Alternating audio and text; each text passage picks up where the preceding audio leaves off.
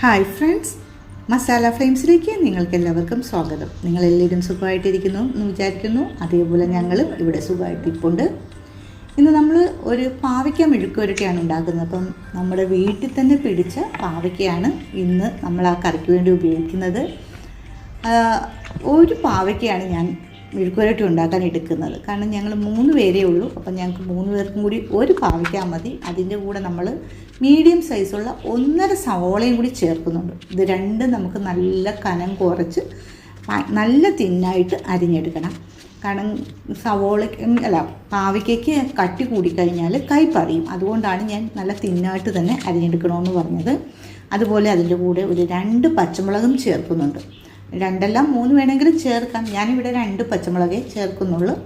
പിന്നെ നമുക്ക് ഇത് കൂടാതെ വേണ്ടുന്നതെന്ന് പറഞ്ഞാൽ ഒരു 10-15 ചെറിയ ഉള്ളി ഉരിച്ചെടുക്കണം. അത് നമുക്ക് ചതയ്ക്കാൻ വേണ്ടിയാണ്. ഇതെല്ലാം നമുക്ക് അരിഞ്ഞ് റെഡിയാക്കിയതിന് ശേഷം ഒരു ചട്ടി എടുത്ത് അടുപ്പിലോട്ട് വെക്കാം. അടുപ്പിൽ വെച്ചിട്ട് അതിനകത്ത് കുറച്ച് വെളിച്ചെണ്ണ ഒഴിച്ചു കൊടുക്കാം. ഒരു 2-2.5 ടേബിൾ സ്പൂണോളം എണ്ണ ഒഴിച്ചു കൊടുക്കാം. കുറച്ച് എണ്ണ പാവയ്ക്കയ്ക്ക് കൂടി നിൽക്കുന്നതാണ് നല്ലത്. അതുകൊണ്ട് ഞാനൊരു 2-2.5 ടേബിൾ സ്പൂണോളം എണ്ണ ഒഴിച്ചു കൊടുത്തിട്ടുണ്ട്. അതിലേക്ക് ഒരു 1/4 ടീസ്പൂൺ കടുക് ഇട്ട് കൊടുത്തിട്ടുണ്ട്. കടുകെല്ലാം പൊട്ടി കഴിയുമ്പം നമ്മൾ ചതച്ച് വെച്ചേക്കുന്ന ഉള്ളി, ചുമന്നുള്ളിയില്ലേ, ചെറിയ ഉള്ളി, അതിട്ട് കൊടുത്തിട്ട് അതിൻ്റെ കൂടെ നമ്മൾക്ക് 1 ടേബിൾ സ്പൂൺ മുളക് പൊടിയും കൂടി ഇട്ട് ഒന്ന് വഴറ്റിയെടുക്കാം. അതൊന്ന് ചെറുതായിട്ട് വഴറ്റിയിട്ട് അതിലേക്ക് ഒരു 1/4 ടീസ്പൂൺ മഞ്ഞൾപ്പൊടിയും കൂടി ചേർത്ത് കൊടുക്കാം.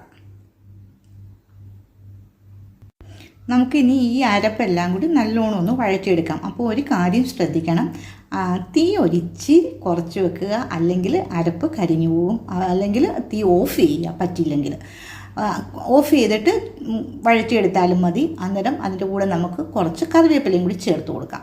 കറിവേപ്പിലയും കൂടി ചേർത്തതിന് ശേഷം നമുക്ക് അരിഞ്ഞു വെച്ചേക്കുന്ന പാവയ്ക്ക അതിനകത്തേക്ക് ചേർത്തിട്ട് ഇളക്കാം. നല്ലോണം അരപ്പൊക്കെ പാവയ്ക്കയിലൊന്ന് പറ്റണം.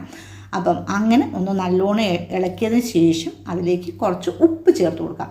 കുറച്ച് ഉപ്പ് ചേർത്താൽ മതി ആദ്യം. അപ്പോൾ ഒരു 1/4 ടീസ്പൂണോളം ഉപ്പിട്ടിട്ട് നമുക്കതിനെ ഒന്ന് പാവയ്ക്ക ഒന്ന് വഴറ്റിയെടുക്കാം. ഒരു 3-4 മിനിറ്റ് അതൊന്ന് വഴറ്റിയതിന് ശേഷം നമ്മൾ സവോള, അരിഞ്ഞു വെച്ചേക്കുന്ന സവോളയും പച്ചമുളകും കൂടി ചേർത്ത് വഴറ്റാം. സവോളയും പച്ചമുളകും ചേർത്ത് അത് ചെറുതായിട്ടൊന്ന് വഴറ്റിയതിന് ശേഷം അത് നമുക്കൊരു പാത്രം വെച്ച് അടച്ച് വെച്ച് വേവിക്കാം. ഒരു 5-6 മിനിറ്റ് അതൊന്ന് അടച്ചു വെച്ച് വേവിക്കാം. ഒരു 6 മിനിറ്റ് കഴിയുമ്പോൾ നമുക്ക് ആ പാത്രം തുറക്കാം.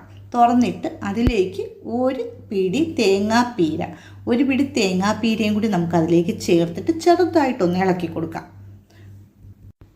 തേങ്ങാപ്പീര ചേർത്ത് ചെറുതായിട്ടൊന്ന് ഇളക്കിയതിന് ശേഷം അതിലേക്ക് ആവശ്യത്തിന് ഉപ്പും കൂടി ചേർത്ത് കൊടുക്കാം. ഒന്ന് ടേസ്റ്റ് ചെയ്തിട്ട് വേണം ഉപ്പ് ചേർക്കേണ്ടത്. അപ്പം ആവശ്യത്തിന് ഉപ്പും കൂടി ചേർത്തിട്ട് വീണ്ടും ഒന്ന് ഇളക്കാം. അപ്പോൾ ഉപ്പ് ചേർത്തിട്ട് നല്ലോണം ഇളക്കുക. എല്ലായിടത്തും ഉപ്പ് പറ്റണം. ഇളക്കിയതിന് ശേഷം നമുക്ക് വീണ്ടും ഒരു പാത്രം വെച്ച് 1 മിനിറ്റ് ഒന്ന് ആവി കയറ്റിയെടുക്കാം. അത് ആ തേങ്ങയിലൊന്ന് ആവി കയറാൻ വേണ്ടിയാണ്. അപ്പോൾ 1 മിനിറ്റ് കഴിയുമ്പം നമുക്കത് തുറക്കാം. തുറന്നിട്ട് നമുക്കിത് ഉപയോഗിക്കാം. അപ്പോൾ ഇത് കയ്പില്ലാത്ത നല്ലൊരു കറിയാണ്. എല്ലാവരും ഉണ്ടാക്കി നോക്കണം. നല്ല ടേസ്റ്റാണ്.